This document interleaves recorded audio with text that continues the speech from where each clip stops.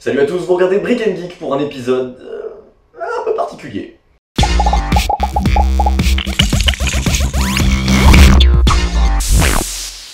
Si vous suivez ma chaîne, je pense que vous avez tous compris que je suis un vrai gros fan de Star Wars. Ah bah heureusement que tu le dis.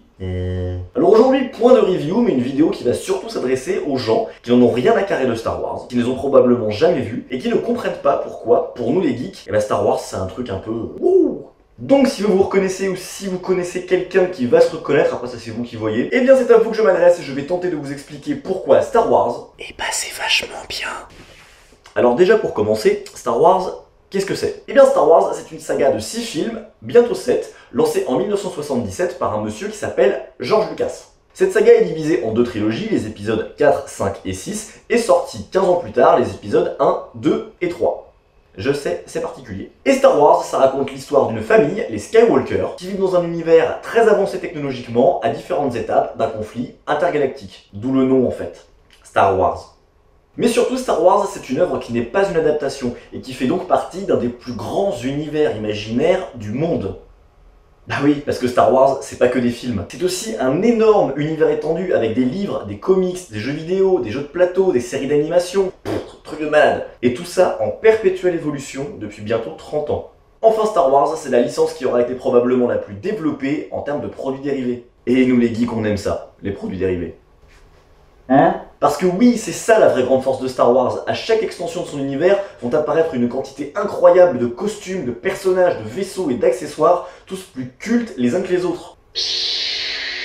Vous voyez de quoi je parle? Qu'on le veuille ou non, toutes ces références font aujourd'hui partie intégrante de la culture populaire mondiale. On les retrouve naturellement dans des centaines d'autres univers, ciné, télé, musique et littéraire. Donc avoir un minimum de connaissances sur Star Wars, c'est posséder l'ensemble des clés qui vous permettront de déchiffrer ces références. Ce qui est quand même pas rien. Oui mais là vous allez me dire, oui non mais moi la science-fiction c'est pas trop mon truc. Ça tombe bien dans un sens parce que Star Wars c'est tout sauf de la science-fiction. Blade Runner, c'est de la science-fiction.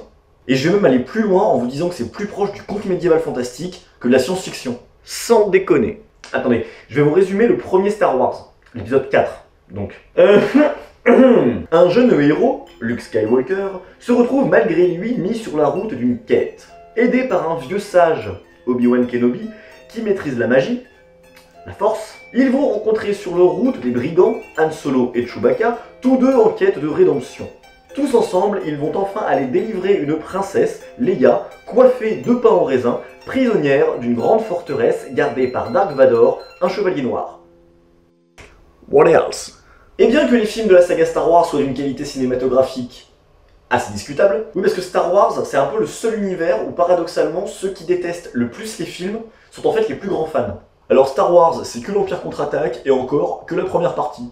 Ah, je vous jure. Mais bref, les thèmes de Star Wars sont tellement universels et tellement emprunts à différentes cultures du monde que vous ne pouvez que vous y retrouver. Et si je devais en remettre une couche, vous n'êtes pas sans savoir que le 16 décembre sortira l'épisode 7, qui promet déjà d'être quelque chose d'assez exceptionnel. Ce sera forcément au cœur de toutes les discussions et ça vous donnera une bonne excuse pour participer au débat. Voilà, c'est tout pour aujourd'hui, j'espère que cette vidéo vous aura éclairé sur ce formidable univers qu'est Star Wars et qui sait vous aura peut-être donné envie de le découvrir. Bien sûr, après vous êtes libre d'aimer ou pas, mais c'est quand même dommage de passer à côté d'un truc pareil. On se retrouve très vite pour une prochaine vidéo, que la force soit toujours avec vous, et sur ce, portez-vous bien.